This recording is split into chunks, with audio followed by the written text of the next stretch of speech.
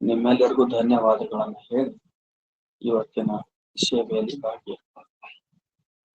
ಅನುಭವದೊಳಗ ಮೂರನೇ ಸಂಧಿಯಲ್ಲಿ ಭೇದ ನಿರಾಕರಣದ ಬಗ್ಗೆ ಅಂದ್ರೆ ಭೇದವನ್ನ ನಿರಾಕರಣ ಮಾಡುವಂತ ವಿಷಯ. ಅವರಲ್ಲಿ ಮೂರನೇ ಸಂಧಿಯೊಳಗ ಒಂದು 4 ಸೂತ್ರಗಳು ಬರ್ತಾವ.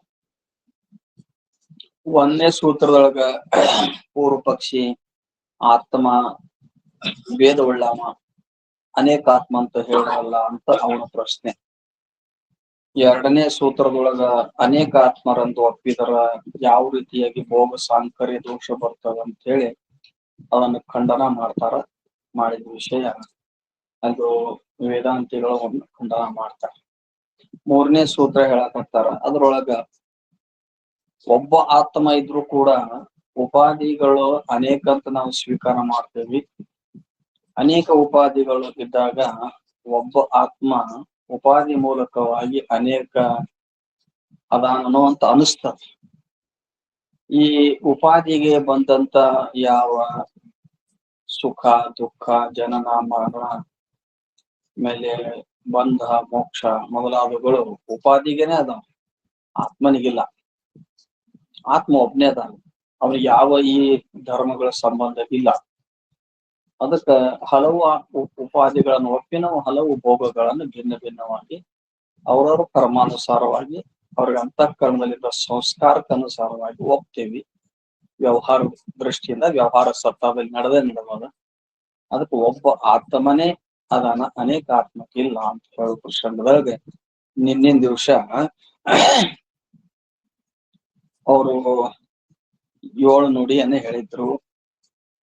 ಅಯ್ಯೋ 6ನೇ ನುಡಿಯೊಳಗ ಏನ್ ಹೇಳಿನ ಅಂತಂದ್ರ ಒಂದೇ ಒಂದು ಶ್ರುತಿ ರೂಪವಾದ ಒಂದು ಶಬ್ದ, ಮೂಲಾಧಾರ ಚಕ್ರದಿಂದ ಬರುವಂತ ಶಬ್ದ, ಅದು ನಾಭಿಗೋ ಹೃದಯಕ್ಕೋ ಒಂದು ಪ್ರಾಣದ ಶಕ್ತಿ ಪಡ್ಕೊಂಡು ವೈಖರಿ ವಾಣಿಯ ಮೂಲಕವಾಗಿ ಅಂದ್ರೆ ಮತ್ತೊಬ್ಬರಿಗೆ ಕೇಳಿಸುವಂತ ವೈಖರಿ ವಾಣಿ ರೂಪದೊಳಗೆ ಬಂದಾಗ ಗಾಯಕರು ಭಿನ್ನ ಭಿನ್ನವಾಗಿ ತಮ್ಮ ರಾಗಗಳನ್ನ ತೆಗೆದು ಹಾಕ್ತಿರ್ತಾರೆ. ಅವರು ಮೂಲತಃ ಸ್ವರಗಳು 7 ಅದ. ಆ ಸರಿಗಮ ಪದನಿ ಅಂತ ಏನ್ ಹೇಳ್ತಾರಲ್ಲ, ಅವುಗಳಲ್ಲಿ ಮತ್ತ ಅನೇಕ ರಾಗಗಳನ್ನ ಉತ್ಪತ್ತಿ ಮಾಡ್ತಾರ. ಒಂದೇ ಒಂದು ಸ್ವರ ಅಂದ್ರೆ ಆಕಾಶದ ಗುಣವಾದ ಒಂದು ಶ್ರುತಿ ರೂಪ ಶಬ್ದ ಹಲವು ಮಂದಿ ಗಾಯಕರ ಕಂಠದಲ್ಲಿ ಭಿನ್ನ ಭಿನ್ನವಾಗಿ ಅದು ಧ್ವನಿ ಬಂದು ಮನಕ್ಕಸಿ ಕೇಳುವ ಯಾವ ಶ್ರೋತೃ ಜನರ ಮನಸ್ಸಿಗೆ ಆಹ್ಲಾದವನ್ನು ಮಾಡುವಂತೆ ಶ್ರುತಿ ರೂಪ ಶಬ್ದ, ಆಕಾಶದ ಗುಣವಾದ ಶ್ರುತಿ ರೂಪ ಶಬ್ದ ಅದು ಮೂಲಾಧಾರದಲ್ಲಿ ಉತ್ಪತ್ತಿಯಾಗಿದ್ದು ಒಂದೇ ರೀತಿಯ. ಆದರ ಮ್ಯಾಲೆ ವೈಖರವಾಣಿ ಬಂದಾಗ ಅದು ಋಷಭ, ಸಡ್ಜ, ಗಾಂಧಾರ, ದೈವತ, ನಿಷಾದ, ಮಧ್ಯಮ ಹಿಂಗೆಲ್ಲ ಅನಿಸ್ಕೊಂಡು ಮತ್ತು ಬೇರೆ ಬೇರೆ ರಾಗದಲ್ಲಿ ಹಾಡುವಾಗ ಭಿನ್ನ ಭಿನ್ನವಾಗಿ ಹೆಂಗ ಅನಿಸ್ತದೋ ಹಂಗ ಆತ್ಮ ಒಂದೇ ಇದ್ರು ಕೂಡ ಉಪಾಧಿಗಳು ಭಿನ್ನಿದ್ದಾಗ ಆ ಉಪಾಧಿಗಳ ಮೂಲಕವಾಗಿ ಅವರವರ ಭೋಗವು ಭಿನ್ನ ಭಿನ್ನವಾಗಿರ್ತದಂತ ಹೇಳಿದರು. ಸ್ವರವೊಂದೇ ಗಾಯಕನ ಕರ್ಣ ಭೇದವನ್ನು ಐದಿ ಪರಿಪರಿಯ ಗೀತ ಎನಿಸಿ ರಂಜಿಸುವಂತೆ ಶರೀರಾದಿ ಭೇದವು ಅರಿವೆಂಗೆ ಅಂತ ಹೇಳಿದರು.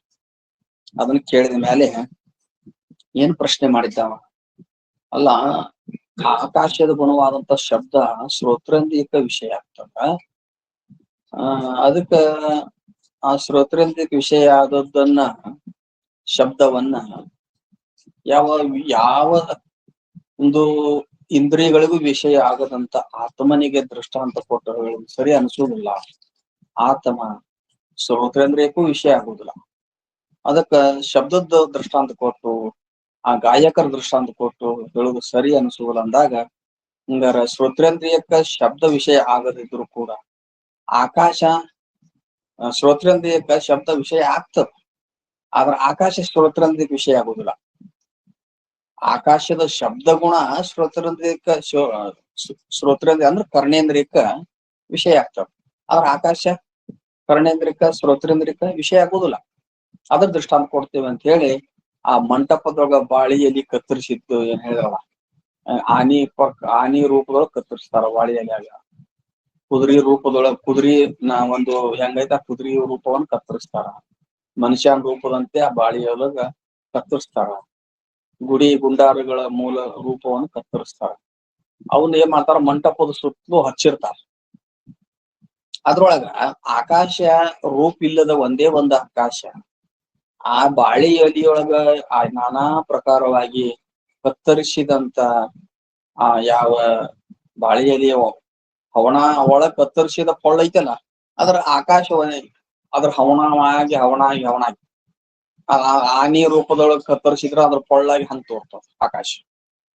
ಆಮೇಲೆ ಕುದುರೆ ರೂಪದೊಳಗೆ ಕತ್ತರಿಸಿದ್ರ ಅಂದ್ರೆ ಅದ್ರ ಹವಣಾಗಿ ಕುದುರೆ ರೂಪದೊಳಗೆ ತೋರ್ತದ ಆಕಾಶ. ಒಂದೇ ರೂಪ ಇಲ್ಲದಂತ ಆಕಾಶ, ಶ್ರೋತ್ರೇಂದ್ರಿಯಕ್ಕೆ ವಿಷಯವಲ್ಲದ ಆಕಾಶ ಆ ಬಾಳಿ ಎಲಿಯಾಗ ಬೇರೆ ಬೇರೆ ಕತ್ತರಿಸಿದ ಆ ರೂಪಗಳ ಆಕಾರವಾಗಿ ಹೆಂಗ ತೋರ್ತದೋ ಹಂಗ ಒಬ್ಬ ಆತ್ಮನೇ ಇದ್ರೂ ಕೂಡ ಉಪಾಧಿ ಮೂಲಕವಾಗಿ ಭಿನ್ನ ಭಿನ್ನವಾಗಿ ಪ್ರತೀತಿ ಅನಿಸ್ತದ. ಬೇರೆ ಬೇರೆ ಅದಾನೋ ಅಂತ ಅನಿಸ್ತದ, ಸ್ವರೂಪತ ಭೇದಿಲ್ಲ. ಭೋಗಗಳು, ವ್ಯವಹಾರಗಳು, ಬಂಧ ಮೋಕ್ಷಗಳು ಅವು ನಡೀತಿರ್ತಾವ. ಆತ್ಮನಿಗೆ ಅವು ಸಂಬಂಧ ಇಲ್ಲ, ಅವೆಲ್ಲವೂ ಉಪಾಧಿಗೆ ಸಂಬಂಧದ. ಅದಕ್ಕ ಭಿನ್ನ ಉಪಾಧಿಗಳನ್ನ ಹೇಳಿ ಅಲ್ಲೇ ಒಂದೇ ಆತ್ಮ ಅಂತ ನಾವ್ ಹೇಳಕ್ಕ ನಾವ್ ಹೇಳ್ತೇವಿ, ಅದಂತ ಏನ್ ದೋಷ ಇಲ್ಲ ಅಂದಾಗ ಈಗ 8ನೇ ನುಡಿಯನ್ನು ಪ್ರಾರಂಭ ಮಾಡೋದಿತ್ತು. ಅದನ್ನ ಹೇಳ್ತಾನ, ಮತ್ ಪ್ರಶ್ನೆ ಮಾಡ್ತಾನ. ಅತೀಂದ್ರಿಯ ನಿರಾಕಾರವಾದ ಆಕಾಶವು ಉಪಾಧಿಗಳಿಂದ ಸಾಕಾರವಾಗಿ ತೋರ್ಬಹುದು. ನೀವು ಹಿಂದಿನ ನುಡಿಯೊಳಗ ಅತೀಂದ್ರಿಯವಾದ ಆಕಾಶ, ಆಕಾಶ ಯಾವ ಇಂದ್ರಿಯಗಳಿಗೂ ವಿಷಯ ಆಗುದಿಲ್ಲ. ಮತ್ತ ಹೆಂಗತಿ ಆಕಾಶ? ನಿರಾಕಾರ. ಆಕಾಶಕ್ಕೆ ಆಕಾರ ಇಲ್ಲ. ಅತೀಂದ್ರಿಯವಾದ ನಿರಾಕಾರವಾದಂತ ಆಕಾಶ ಉಪಾಧಿಗಳ ಮೂಲಕವಾಗಿ ಭಿನ್ನ ಭಿನ್ನವಾಗಿ ತೋರ್ಬಹುದು. ಬಾಳಿಯಲ್ಲಿ ಏನೇನೋ ಚಿತ್ರ ಕತ್ತರಿಸಿರ್ತಾರಲ್ಲ, ಅದರ ಹವಣಾಗಿ ಆಯಾ ಆಕಾರವಾಗಿ ತೋರ್ಬಹುದು.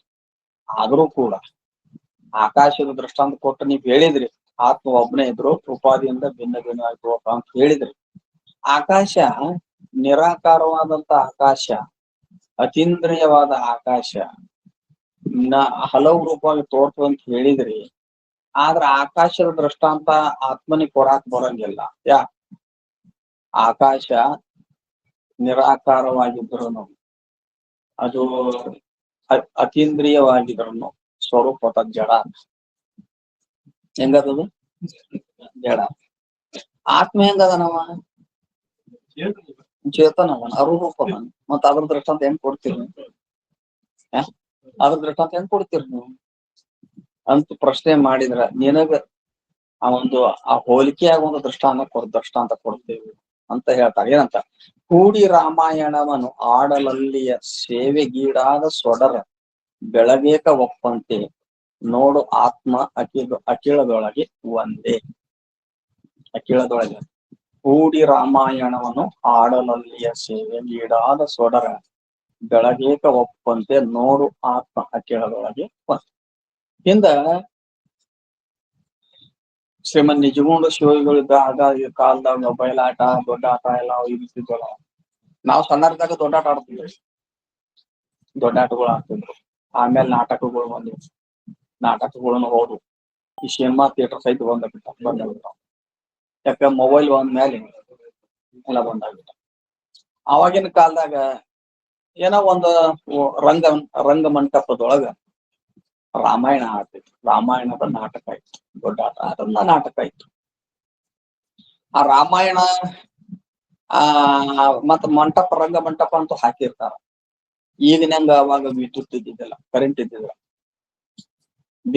ಭಿನ್ನ ಈಗೇನು ವರ್ಣದ ಲೈಟ್ಗಳು ಅವಾಗ ಹಂಗಿದ್ದಿದ್ದಿಲ್ಲ. ಅವಾಗ ಏನ್ ಮಾಡ್ತಿದ್ರು, ರಂಗ ಮಂಟಪದೊಳಗ ನಾಟಕ ನಡೆಯುವಾಗ, ರಾಮಾಯಣ ನಾಟಕ ನಡೆಯುವಾಗ ಅಲ್ಲಿ ಮಧ್ಯದೊಳಗೆ ಒಂದೆರಡು ಗ್ಯಾಸ್ ಹಚ್ಚಿ ಇಡ್ತಿದ್ರು. ಅವಾಗಿನ ಕಾಲ ಗ್ಯಾಸ್ ಇದ್ವಲ್ಲ, ಅದು ಗ್ಯಾಸ್ ಇದ್ವು. ಅವಾಗೆಲ್ಲ ನಾವು ಸಣ್ಣದ ಗ್ಯಾಸ ಉಪಯೋಗ ಮಾಡ್ತಿದ್ವಿ.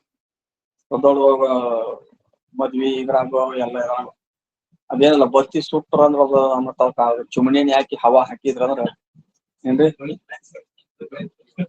ಹೌದಿಲ್ಲ? ಕಡಿಮೆ ಆದಾಗ ಒಮ್ಮೆ ಹವಾ ಹಾಕೋದು ಅದಕ್ಕೆ. ಹಂಗ ಒಂದ್ 2-3 ಗ್ಯಾಸ್ ಸೆಂಟರ್ ಇಡ್ತಿದ್ರು. ಪ್ರಕಾಶ ಆಗ್ಬೇಕಲ್ಲ. ನಾಟಕ ಚಲೋ ಆತು. ನಾಟಕ ಚಲೋ ಆದಾಗ ಶ್ರೀರಾಮಚಂದ್ರನ ಪಾರ್ಟ್ ಬರ್ತದ ಸ್ಟೇಜ್ ಮೇಲೆ. ಯಾವಾಗ ಆ ಗ್ಯಾಸ್ ಹಚ್ಚಿಟ್ರು ಪ್ರಕಾಶ, ಆ ನಾಟಕದ ಪಾತ್ರಗಳು ಬರದೇ ಇದ್ದಾಗನು ಖಾಲಿ ಸ್ಟೇಜ್ ಅನ್ನು ಬೆಳಗ್ಯಾವ. ಖಾಲಿ ಸ್ಟೇಜ್ ಅನ್ನು ಬೆಳಗ್ಯಾವಿಲ್ಲ. ನಾಟಕ ದೀಪದೊಳಗೆ ಇದನ್ನ ಹೇಳ್ತಾರ, ಖಾಲಿ ಸ್ಟೇಜ್ ಎಲ್ಲ ಜಗ ಜಗ ಬೆಳಗ್ಗೆ. ಇನ್ನು ಪಾತ್ರಗಳು ಚಲೋ ಆದವು. ಏನ್ರಿ, ದಶರಥನ ಪಾಠ ಬಂತು ಮೊದಲು. ಯಾಕ ಶ್ರೀರಾಮಚಂದ್ರ ಲಕ್ಷ್ಮಣ ಎಲ್ಲ ಅವ್ರ ಉದಯ ಆಗ್ತಾರೆ. ಬೆಳಕು ದಶರಥನ ಆಕಾರ ಆಗೈತೆ. ಬೆಳಕು ಮೊದಲ ವಸ್ತುವಿನ ಆಕಾರ ಆಗದೆ ಇದ್ರ ಆ ವಸ್ತುವಿನ ಜ್ಞಾನ ನೇತ್ರೇಂದ್ರಿಕ ವಿಷಯ ಆಗುದಿಲ್ಲ. ಮೊದಲು ಬೆಳಕಾದ್ರೆ ಆ ವಸ್ತುವಿನ ಆಕಾರಕ್ಕೆ, ವಸ್ತುವಿನ ಆಕಾರ ಬೆಳಕಾದಾಗ ಅಲ್ಲಿರುವಂತ ಆವರಣ ಅಥವಾ ಕತ್ತಲೆಯನ್ನು ಹೊಡೆದೋಡಿಸ್ತದೆ. ಅವಾಗ ನೇತ್ರೇಂದ್ರಿಯ ಕಣ್ಣಿಗೆ ಆ ವಿಷಯದ ಜ್ಞಾನ. ಈಗ ಬೆಳಕು ಒಂದೇ ರೀತಿಯಾಗಿ ಐತಿ. ಅದು ಗ್ಯಾಸಿನ ಇದು ಗ್ಯಾಸ್ ಹಚ್ಚಿಟ್ರಲ್ಲ, ಬೆಳಕು ಪ್ರಕಾಶಮಾನವಾಗಿ ಐತಿ. ಅದು ಒಂದೇ ರೀತಿಯಾಗಿ. ದಶರಥನ ಪಾಠ ಬಂದಾಗ ದಶರಥನ ಹವಣಾಗಿ ಬೆಳಕ ಹಾಕಿತ್ತು ಹೋಗೋದಿಲ್ಲ, ಒಂದೇ ಬೆಳಕ. ದಶರಥನ ಪಾಠ ಬಂದಾಗ ಆ ದಶರಥನ ಪಾಠಿನ ಮನುಷ್ಯ ಏನದ ನೋಡ್, ಅವನ ಆಕಾರವಾಗಿ ಅದನ್ನು ಬೆಳಗ್ತದೆ. ಆಮೇಲೆ ಶ್ರೀರಾಮಚಂದ್ರನ ಪಾಠ ಬಂತಪ್ಪ, ಅವು ಆ ಮನುಷ್ಯನ ಆಕಾರವಾಗಿನೂ ಬೆಳಗ್ತಾವ.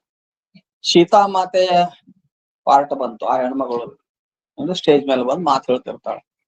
ಅವಾಗ ಅವಳ ಆಕಾರವಾಗಿ ಅವಳ ಶರೀರದ ಆಕಾರವಾಗಿ ಬೆಳಕು ಆಕಾರ ಆಗಿ ಅದನ್ನು ಬೆಳಕು. ಅವ ಹಿಂದಗಳಿಗೆ ರಾವಣನ ಪಾಠ ಬಂತು. ಮತ್ ರಾವಣ ಬರಬೇಕಲ್ಲ ಅಲ್ಲಿ. ರಾಮಾಯಣ ಇದ್ರಂದ್ರ ರಾವಣ ಇರ್ತಾನ, ಅವ ಬಿಡಲ್ಲ. ಹೌದಿಲ್ಲ? ಏನ್ರಿ, ಮನುಷ್ಯ ಅದಕ್ಕ ಅಂತಾರ, ಬಾಳ ಚಲೋ ಮಾಡ್ದವನು ಅವನ ಹೆಸರು ಕಾಯಂ ಉಳಿತಿರ್ತ, ಬಾಳ ಪಾಪ ಮಾಡ್ದವನು ಉಳಿತೈತಂತ. ಆದ್ರ ಮಧ್ಯದಲ್ಲಿ ಇದ್ದಿದ್ರು ಹೆಸರು ಉಳಿದಿಲ್ಲ ಇವು ಅಂತ. ಮತ್ತೆ ಹೆಂಗತಾರ ಒಂದು ಬಾಳ ಪಾಪ ಮಾಡಾಕ್ ಹೋಗಿದ್ರಿ ಏನ್ರಿ. ಈಗ ರಾವಣ ಬಾಳ ಕೆಟ್ಟ ಪಾಪ ಮಾಡಿದ. ಅವಾಗ ಅವಂದು ಬಂತು, ಅವನು ಪಾಠ ಹಾಕಿದ್ದ, ಮಾತಾಡ್ತಿದ್ದ. ಆಗ ಒಂದು 10 ತಲಿ ಹಚ್ಚಿದ್ರು ಅವಂಗ. ಒಂದ್ ತಲಿ ಸೆಂಟ್ರ್ ಇತ್ತು, ಆ ಕಡೆ ಈ ಕಡೆ 4-5 ಹಚ್ಚಿದ್ರು. ಅದೆಲ್ಲ ಆ ಶರೀರದ ಆಕಾರ, ಅವನ ಪಾಠ ಎಲ್ಲ ಅದ್ರ ಅವನಾಗಿನೂ ಬೆಳ್ತಾವ. ಈಗ ಒಂದೇ ಒಂದು ತೆರನಾದ ಪ್ರಕಾಶವಾದಂತ ಬೆಳಕು, ಗ್ಯಾಸಿನ ಬೆಳಕ ಆಯಾಯ ಪಾಠಗಳು ಬಂದಾಗ ಆಯಾಯ ಆಕಾರವಾಗಿ ಬೆಳಗ್ತದೆ. ಇಲ್ಲ ಈಗ ನೀ ಏನಂದಿದ್ದಿ, ಆಕಾಶ ದೃಷ್ಟಾಂತ ಕೊಟ್ರ, ಈ ಆಕಾಶ ಅದು ಜಡ ಅದರಿ, ಅದ್ರ ದೃಷ್ಟಾಂತವನ್ನ ಆತ್ಮನ ಹೆಂಗ್ ಕೊಡ್ತೀರಿ? ಆತ್ಮ ಸ್ವಯಂ ಅರುರೂಪಕನಲ್ಲ, ಸ್ವಯಂ ಪ್ರಕಾಶಕಂತ. ಅಂದ್ರ ಈಗ ಗ್ಯಾಸಿನ ಪ್ರಕಾಶ ದೃಷ್ಟಾಂತ ಕೊಟ್ಟು ಹೇಳಿದ್ರು. ಏನಂತ? ಪ್ರಕಾಶನೂ ಗ್ಯಾಸಿಂದ ಪ್ರಕಾಶ ಅದ. ಆ ಪ್ರಕಾಶ ರೂಪವಾದಂತದ್ದು ಗ್ಯಾಸಿನ ಪ್ರಕಾಶ ಹೆಂಗ ಆ ಪಾತ್ರವಾರಿಗಳ ಹವಣ ಆಗಿ ಹೆಂಗ್ ಬೆಳಗ್ತದೆ, ಹಂಗ ಒಂದೇ ಒಂದು ಆತ್ಮ, ಅದು ಸ್ವಯಂ ಪ್ರಕಾಶ. ಏನ್ರಿ, ಅರುರೂಪ. ಸ್ವಯಂ ಪ್ರಕಾಶದ ಅರುರೂಪ. ಆತ್ಮದಲ್ಲಿ ಬೆಳಕು ಐತಿ ಅಂತ ಏನ್ ತಿಳ್ಕೊಬೇಡ್ನಿ. ಬೆಳಕು ಸ್ವಯಂ ಪ್ರಕಾಶ ಅದನಂದ್ರ ಸೂರ್ಯನಂತ ಬೆಳಗ್ತಾನನ್ರಿ ಅವ, ದೀಪದಂತೆ ಬೆಳಗ್ತಾನ, ಹಂಗಿಲ್ಲ. ಅವ ಅರುರೂಪದ ಜ್ಞಾನ ಉಳ್ಳವ. ಜ್ಞಾನ ಅರಿವು ಅಂದ್ರ ಅದು ಆತ್ಮ ಒಂದೇ, ಬ್ಯಾರೆದ್ರದ್ದು ಅಲ್ಲದು. ಅದೇನೋ ಉಪಾಧಿ ಮೂಲಕವಾಗಿ ಅಹಂಕಾರದಲ್ಲಿ ಬುದ್ಧಿಯಲ್ಲಿ ಬಂದತೆ ಅಂದ್ರ ಅದ್ರದ್ದು ಅಲ್ಲದು. ಅದ್ ಹಿಂದ ಆತ್ಮಂದೇ ಬಂದಿರ್ತಾವ. ಆಯಸ್ಕಾಂತದ ಶಕ್ತಿ ಸೂಜಿ ಒಳಗ್ ಬಂದಿರ್ತಲ್ಲ, ಹಂಗ ಬಂದಿರ್ತಾವ. ಅದಕ್ಕ ಆ ದೃಷ್ಟಾಂತ ಕೊಟ್ಟು ಒಂದೇ ಒಂದು ಸ್ವಯಂ ಪ್ರಕಾಶವಾದ ಆತ್ಮ ಉಪಾಧಿ ಮೂಲಕವಾಗಿ ಹೆಂಗೆ ಹೇಳ್ತಾರ ನೋಡ್ರಿ ಅವರು. ಉಪಾಧಿ ಮೂಲಕವಾಗಿ ವಿಚಿತ್ರ ಉಪಾಧಿಗಳ ಮೂಲಕ ಆಯಾ ಹೆಸರಿಂದ ಕರೆಸ್ಕೊಂತ ಮಾನವರು ದೇವತೆಗಳ ರೂಪದೊಳಗ ಅದೇ ಇಂದ್ರ, ಚಂದ್ರ, ಅಗ್ನಿ, ವರುಣ, ಯಮ ಮೊದಲಾದ ಹೆಸರಿಂದ ಕರ್ಸ್ಕೊಂಡಿದ್ದು ಅದೇ ಅಲ್ಲ. ಅವ್ರ ಹೃದಯದೊಳಗ ಸಾಕ್ಷಿ ರೂಪದಿಂದ ಇದ್ದಿದ್ದು ಒಂದೇ ಚೇತನ ಅಲ್ಲ. ಹೌದಲ್? ಯಮನಲ್ಲಿಯೂ ದೇವತೆಗಳಲ್ಲಿಯೂ ಅದ. ಆಮೇಲೆ ಮಾನವರಲ್ಲಿ ಬಂದ್ವಿ ಅಂದ್ರೆ ನಾವು ಮಾನವರಲ್ಲಿ ಬಂದ್ವಿ ಅಂದ್ರ ಹಲವು ಸ್ತ್ರೀ ಪುರುಷ ಎಲ್ಲ ಈ ಮಾನವರ ಹೃದಯದೊಳಗೆ ಸಾಕ್ಷಿ ರೂಪ ನಿಂತಿದ್ದು ಅದೇ ಈ ಉಪಾದಿಯಿಂದ ಮಾನವರು ಅನ್ಸ್ಕೊಂಡ್ರು. ಆ ದೇವತೆಗಳ ದೇಹಗಳ ಅವರ ವೈಭವಗಳ ಉಪಾದಿಯಿಂದ ದೇವತೆ ಅನ್ಸ್ಕೊಂಡ್ರು. ಒಳಗಿರೋ ಸಾಕ್ಷಿ ಚೇತನ ಒಂದಾಯ್ತ ಅರುರೂಪ. ಅದೇ ದಾನವರ ರೂಪದೊಳಗ ರಾಕ್ಷಸರ ರೂಪದೊಳಗ ಶರೀರ ಬಂದ್ವಂದ್ರ ಒಳಗ ಅದಾರು ಅದ. ಅವ್ರ ಕೃತ್ಯಗಳು ಭಿನ್ನ ಭಿನ್ನ ಅದಾವ. ಆ ಕೃತ್ಯಗಳು ಆ ಪುಣ್ಯ ಪಾಪಗಳು ಆತ್ಮನಿಗೆ ಸಂಬಂಧನೇ ಇಲ್ಲ. ಅವೆಲ್ಲ ಅಂತಃಕರಣಕ್ಕ ಚಿದಾಭಾಸನ ಸಂಬಂಧ ಇರ್ತಾವ. ಅವಕ್ಕ ದುಃಖ ಆಗುದು, ಅವಕ್ಕ ಸುಖ ಆಗುದು, ಅದೇ ಬಂದ ಅದೇ ಅದಕ್ಕ ಮುಕ್ತಿ ಹೇಳುದು ಎಲ್ಲ ಅದಕ್ಕ ಅದ.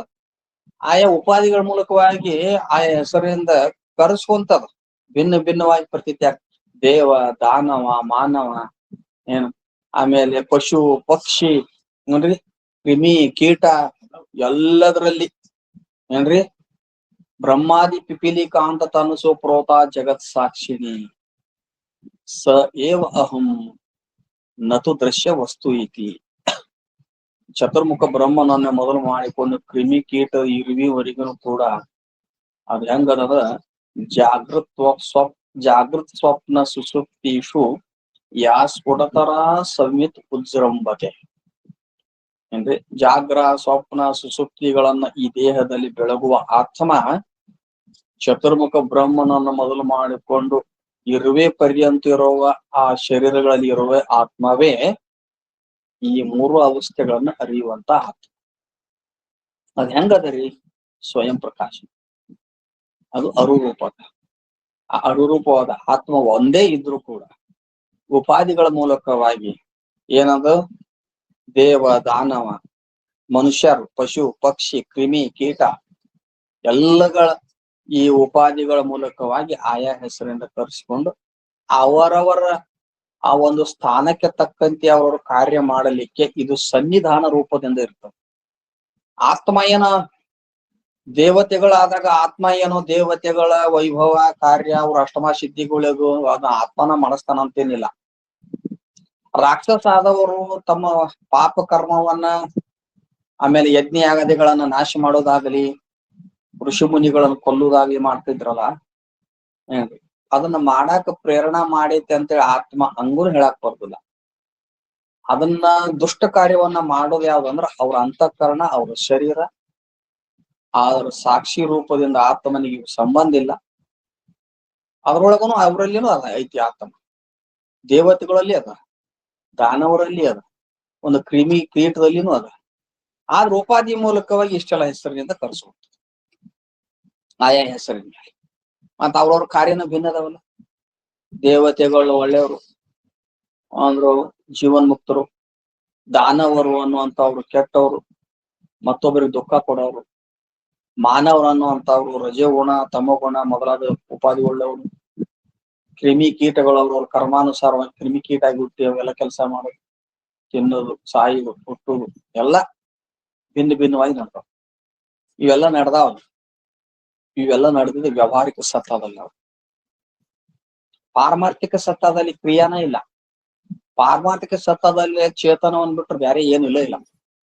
ಆದ್ರ ಚೈತನ್ಯ ಪಾರಮಾರ್ಥಿಕ ಸತ್ತದಲ್ಲಿ ಅದು ಒಂದೇ. ಅದಿಲ್ಲ ಅಂದ್ರೆ ಇವು ನಡೆಯಂಗಿಲ್ಲ. ಇವುಗಳ ಕಾರ್ಯ ಗುಣ ಅದಕ್ಕೆ ಸಂಬಂಧ ಇಲ್ಲ. ಸೂರ್ಯ ಉದಯ ಆದಪ್ಪ, ಸೂರ್ಯ ಉದಯ ಆದ, ಸೂರ್ಯನ ಉದಯ ಆಗದೆ ಇದ್ರ ಹಗಲು ಹೊತ್ತಿನಾಗ ಯಾವ ಕಾರ್ಯನೂ ನಡೆಯಂಗಿಲ್ಲ. ಹಗಲು ಆಗ್ಲಿಲ್ಲ ಅಂದ್ರೆ ಕಾರ್ಯನೂ ನಡೆಯಂಗಿಲ್ಲ. ಸೂರ್ಯ ಉದಯ ಆದಂದ್ರ ಯಾವನೋ ಒಬ್ಬ ಬ್ರಾಹ್ಮಣ ಸಂಧ್ಯಾ ವಂದನೆ ಮಾಡ ಪೂಜಾ ಪಾಠ ಮಾಡ್ಕೊಳ್ಳೋ ಸಂಸ್ಕಾರದ ಪೂಜಾ ಪಾಠ ಮಾಡ. ಕೆಲವೊಬ್ಬ ಬಹಿರ್ದಶಿಗೆ ಹೋಗ್ತಾನೆ, ಕೆಲವೊಬ್ಬ ಹೊಲಮನಿಗೆ ಹೋಗ್ತಾನೆ, ಕೆಲವೊಬ್ರು ಏನೇನೋ ಕಾರ್ಯ ಮಾಡ್ತಾರ. ಆದ್ರೆ ಸೂರ್ಯನಿಗೆ ಇವ್ ಯಾವ ಸಂಬಂಧ ಅದಾವ? ಸಂಬಂಧ ಇಲ್ಲ. ಸನ್ನಿಧಾನ. ಹಂಗ ಆತ್ಮ ಸನ್ನಿಧಾನ ರೂಪ ಒಬ್ಬನ ಅದಾನ. ಉಪಾಧಿಗಳು ಭಿನ್ನ ಆದಾಗ ಅವನ್ನ ಆ ಸನ್ನಿಧಾನತ್ವವನ್ನು ಪಡ್ಕೊಂಡು ಇವೆಲ್ಲ ಕೆಲಸ ನಡೀತಾವ. ಬಂಧ ಮೋಕ್ಷ ಎಲ್ಲ ವ್ಯವಹಾರಗಳು ಭಿನ್ನ ಭಿನ್ನವಾಗಿ ನಡೀತಾವ ಅಂತ ಅದೇ ಒಂದು ಚೈತನ್ಯ ಹಲವು ಉಪಾಧಿಗಳ ಮೂಲಕವಾಗಿ ಅದು ಬೇರೆ ಬೇರೆ ವ್ಯವಹಾರ ನಡೀತದ. ಅದಕ್ಕೆ ಒಬ್ಬನೇ ಚೈತನ್ಯ ಸ್ವರೂಪ, ಒಂದ ಆತ್ಮ ಅದ. ಹಲವು ಆತ್ಮ ಇಲ್ಲ. ಹಲವು ಆತ್ಮ ಹೇಳಿದ್ರೆ ಬಹಳ ದೊಡ್ಡ ಅನಾಹುತ ಆಗ್ತದೆ. ಹಿಂದೆಪ್ಪ ಮೊದಲು ದೊಡ್ಡ ಅನಾಹುತ. ಅದನ್ನ ಈ ರೀತಿಯಾಗಿ ಆ ರಾಮಾಯಣ ದೃಷ್ಟಾಂತ ಕೊಟ್ಟು ಹೇಳಿ. ಇನ್ನ ಮುಂದೆ ಪ್ರಶ್ನೆ ಮಾಡ್ತಾನ. ಏನ್ ಪ್ರಶ್ನೆ ಮಾಡ್ತಾನವ? ಆಟದೊಳಗಿನ ದೀಪವು ನಾನಾ ವೇಷಗಳ ರೂಪವಾಗಿರುತ್ತದೆ ಅಂತ ಹೇಳಿದ್ರಿ, ಆದ್ರೆ ಇದು ನಮ್ಗ ಅನುಭವಕ್ಕೆ ಬರುವುದಿಲ್ಲ. ಎಲ್ಲಾರು ರಾಮಾಯಣ ನೋಡಕ್ ಹೋಗುದಿಲ್ಲ, ಎಲ್ಲಾ ದೊಡ್ಡ ಆಟ ಆಡಕ್ ನೋಡಕ್ ಹೋಗುದಿಲ್ಲ ಏನ್ರಿ? ಬಾಳ ಮಂದಿ ಹೋಗ್ತಾರ ಎಲ್ಲಾರ್ಗಿ, ಮತ್ತೆ ಎಲ್ಲಾರಿಗೆ ಅನುಭವಕ್ಕೆ ಬರ್ಬೇಕಲ್ಲ. ಹ ಯಾರೋ ಒಬ್ರು ಹೋಗಿರ್ತಾರ, ಯಾರೋ ಒಬ್ರು ನೋಡಿರ್ತಾರ, ಅದಕ್ಕೆ ನಮ್ಮ ಅನುಭವಕ್ಕೆ ಬರಂಗಿಲ್ಲ. ನಮ್ಮ ಅನುಭವಕ್ಕೆ ಬರುವಂತೆ ದೃಷ್ಟಾಂತಗಳು ಹೇಳ್ರಿ. ಹೇಳ್ಬೇಕಂತ ಪ್ರಶ್ನೆ ಮಾಡಿದ್ರ ಒಳ್ಳೆ ಇನ್ನೊಂದು ಒಂದು ಅನುಭವಗಮ್ಯವಾಗಿ ಹೇಳ್ತಾರ. ಇದನ್ನ ನೋಡಿ ಹೇಳು. ಜ್ಞಾನ ಭೇದಂ ಬ್ರಹ್ಮಾದಿ ಅನುಭೇದಂಗಳಿಂ ಅನುಭೇದಂಗಳಿಂದೆ ನೋಡು ಕುಂಭ ಮೊದಲಾದವಂ ಬೆಳಗುತ ಆ ನಾಮವಾಂತ ಸೊಡರಂತೆ. ಎರಡು ದೃಷ್ಟಾಂತ ಕೊಡ್ತಾರೆ. ಈಗ ಒಂದು ಜ್ಞಾನದ್ದು ಒಂದು ದೀಪದ ಬೆಳಕಿಂದ ಸಾಮಾನ್ಯವಾದ ಒಂದು ನಿರ್ವಿಕಲ್ಪ ಜ್ಞಾನ ಇರ್ತದ, ಉಪಾದಿಯಿಂದ ಬಂದಂತ ಒಂದು ಸವಿಕಲ್ಪ ಜ್ಞಾನ ಒಂದು ಇರ್ತದ. ಜ್ಞಾನಗಳು ಎರಡಂದ್ರೆ ಇರುವುದು ಒಂದೇ ಒಂದು ಜ್ಞಾನದ ನಿರ್ವಿಕಲ್ಪ, ಉಪಾಧಿ ಮೂಲಕವಾಗಿ ಸವಿಕಲ್ಪ ಅನಿಸ್ಕೊಂತ. ಒಂದು ಸಾಮಾನ್ಯವಾದ ನಿರ್ವಿಕಲ್ಪ ಜ್ಞಾನ, ಅದು ಒಂದೇ ತೆರನಾಗಿರ್ತದೆ. ಈಗ ಬೆಲ್ಲದ ಸಿಹಿ ಒಂದೇ ತೆರನಾಗಿದ್ರು ಕೂಡ ಅದಕ್ಕೆ ಏನೇನು ಬೇರೆ ಬೇರೆ ಹಿಟ್ಟು ಅದು ಇದು ಹಾಕಿ ನಾವ್ ಎಷ್ಟು ರುಚಿ ಭಿನ್ನ ಮಾಡ್ಕೊಂತೀವಿ. ಬೆಲ್ಲದ ಸಿಹಿ ಒಂದ ಕಡಬ ಅಂತ ಮಾಡ್ತಾರ, ಅಂದ್ರೆ ಹೋಳಿಗೆ ಅಂತ ಮಾಡ್ತಾರ, ಆಮೇಲೆ ಗಾರಿಗೆ ಅಂತ ಮಾಡ್ತಾರ, ಕುಂಬಳಕಾಯಿ ಕಡಬ ಅಂತ ಮಾಡ್ತಾರ, ಏನೇನೋ ಭಿನ್ನ ಮಾಡ್ತಾರ. ಆ ಸಿಹಿ ಒಂದೇ ಇದ್ರು ಕೂಡ ಬೇರೆ ಬೇರೆ ಮತ್ ಉಪಾಧಿ ಸೇರಿಸ್ತಾರ. ಹಂಗ ನಿರ್ವಿಕಲ್ಪ ಜ್ಞಾನ ಆತ್ಮನ ಸ್ವರೂಪ ಐತದ, ಅದಕ್ಕೆ ಚಿದ್ರೂಪ ಅಂತಾರ. ಆತ್ಮನ ನಿರ್ವಿಕಲ್ಪ ಜ್ಞಾನಕ್ಕೆ ಅಂತಾರ ಚಿದ್ರೂಪ. ಆ ಚಿದ್ರೂಪದಿಂದ ಆತ್ಮನ ಜ್ಞಾನ ನಿರ್ವಿಕಲ್ಪವಾಗಿ ಒಂದೇ ತೆರನಾಗಿದೆ, ಅದಕ್ಕೆ ಸಾಮಾನ್ಯ ಜ್ಞಾನ ಅಂತ ಕರೀತಾರ. ಅದಕ್ಕೆ ಸಾಮಾನ್ಯ ಜ್ಞಾನ. ನಿರ್ವಿಕಲ್ಪ ಜ್ಞಾನಕ್ಕೆ ಸಾಮಾನ್ಯ ಜ್ಞಾನ ಅಂತಾರ, ಸವಿಕಲ್ಪ ಜ್ಞಾನಕ್ಕೆ ವಿಶೇಷ ಜ್ಞಾನ ಅಂತಾರ. ಈಗ ನೋಡ್ರಿ, ಜ್ಞಾನ ಒಂದೇ ಅದ, ಆದ್ರ ಜ್ಞೇಯಗಳ ಉಪಾಧಿ ಮೂಲಕವಾಗಿ ಭಿನ್ನವಾಗಿ ಕರೆಸ್ಕೊಂತ. ಜ್ಞೇಯ ಅಂದ್ರ ವಿಷಯ ಏನ್ರಿ, ಉಪಾಧಿ. ಜ್ಞೇಯ ಅಂದ್ರೆ ವಿಷಯ, ಒಂದು ಉಪಾಧಿ ಅಂತ ತಿಳ್ಕೊಡ್ರಿ. ಆ ಉಪಾಧಿ ಮೂಲಕವಾಗಿ ಒಂದೇ ಒಂದು ನಿರ್ವಿಕಲ್ಪ ಜ್ಞಾನ, ಅದು ಉಪಾಧಿಗಳ ಮೂಲಕವಾಗಿ ಅದು ಜ್ಞೇಯದ ಉಪಾಧಿ ಮೂಲಕವಾಗಿ ಭಿನ್ನವಾಗಿ ಕರೆಸ್ತಕ್ಕಂಥ. ಹೆಂಗ? ಜ್ಞಾನ ಭೇದಂ ಬ್ರಹ್ಮಾದಿ ಅನುಭೇದಂಗಳಿಂದೆ ನೋಡು. ಈಗ ಒಂದೇ ಒಂದು ಜ್ಞಾನದರಿ ಸಾಮಾನ್ಯ ಆತ್ಮನ ಅರುಸ್ವರೂಪವಾದ ನಿರ್ವಿಕಲ್ಪ ಜ್ಞಾನ ಒಂದ, ಸಾಮಾನ್ಯ ಜ್ಞಾನ ಒಂದ ಅದ ನೋಡ್ರಿ. ಅದರೊಳಗ ಎಷ್ಟು ಜ್ಞಾನಗಳು ಉತ್ಪತ್ತಿ ಆಗ್ತಾವ ಸವಿಕಲ್ಪವಾಗಿ. ಭ್ರಾಂತಿ ಉಪಾದಿಯಿಂದ ಜ್ಞಾನ ಇತ್ತಂದ್ರ ಅದಕ್ಕೆ ಯಾವ ಜ್ಞಾನ ಅಂತೀವಿ? ಭ್ರಾಂತಿ ಉಪಾದಿಯಿಂದ ಇದ್ದಂತ ಜ್ಞಾನಕ್ಕೆ ಭ್ರಾಂತಿ ಜ್ಞಾನ. ಭ್ರಾಂತಿ ಜ್ಞಾನದಲ್ಲಿ ಜ್ಞಾನ ಐತೋ ಇಲ್ಲೋ? ಭ್ರಾಂತಿ ಜ್ಞಾನ ಇಲ್ಲಿಲ್ಲ ಅಂದ್ರೆ ನಿನಗ್ ಭ್ರಾಂತಿನ ಆಗೋದಿಲ್ಲ. ಭ್ರಾಂತಿ ನಿನಗ್ ಹೆಂಗ ಆಕತಿ? ನಿನಗ್ ಜ್ಞಾನ ಐತಿ ಅಂತ ನಿನಗ್ ಭ್ರಾಂತಿ ಆಗಾಕತ್ತದ. ಕಲ್ಲಿಗೆ ಎಂದರೆ ಕಲ್ಲಾಗು ಏನದ ಅಂತಂದ್ರ ಸಾಮಾನ್ಯ ಚೇತನ. ಆಗ ಭ್ರಾಂತಿ ಜ್ಞಾನ, ನಿನ್ನ ಹಗ್ಗದಲ್ಲಿ ಹಾವು ತೋರಾಕತ್ತದಪ್ಪ, ಕಪ್ಪೆ ಚಿಪ್ಪಿನಲ್ಲಿ ಬೆಳ್ಳಿ ತೋರಾಕತ್ತದ, ಮೋಟ ಮರದಾಗ ಕಳ್ಳನ ಭ್ರಮ ಆಗ್ಯದ. ಭ್ರಾಂತಿ ಜ್ಞಾನ ಹೌದು ಅನ್ಸ್ಕೋತಿಲ್ಲ ಅದು. ಹಂಗ್ರ ಆ ಭ್ರಾಂತಿ ಜ್ಞಾನದಲ್ಲಿ ಜ್ಞಾನ ಆಯ್ತು ಇಲ್ಲೋ? ನಿನ್ ಒಳಗ ಅಂತ ಕಳ್ದಾಗ ನಿನ್ಗ ಜ್ಞಾನ ಆಗೈತ. ಅದಕ್ಕೆ ನಿನ್ ಜ್ಞಾನ ಭ್ರಾಂತಿ ಜ್ಞಾನ. ಹಗ್ಗದಾಗ ಹಾವು ಐತ್ರಿ ಅಂತ ನಾವ್ ಯಾರು? ನೀನ ಅಲ್ಲ. ಅಯ್ಯೋ ಹಾವ್ರಿ ಅದು ಹಗ್ಗಲ್ಲ ಅಂತೀವಿ. ಆ ಜ್ಞಾನ ಯಾವ್ದು? ಭ್ರಾಂತಿ ಜ್ಞಾನ.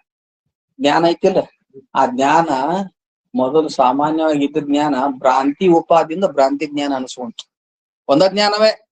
ಅದನ್ನ ಬಿಡ್ರಿ, ಒಂದು ಸಂಶಯ ಜ್ಞಾನ ಒಂದೈತಿ. ಸಂಶಯ ಜ್ಞಾನ ಸಾಮಾನ್ಯ ಜ್ಞಾನ ಐತಿಲ್ಲ? ಐತಿ.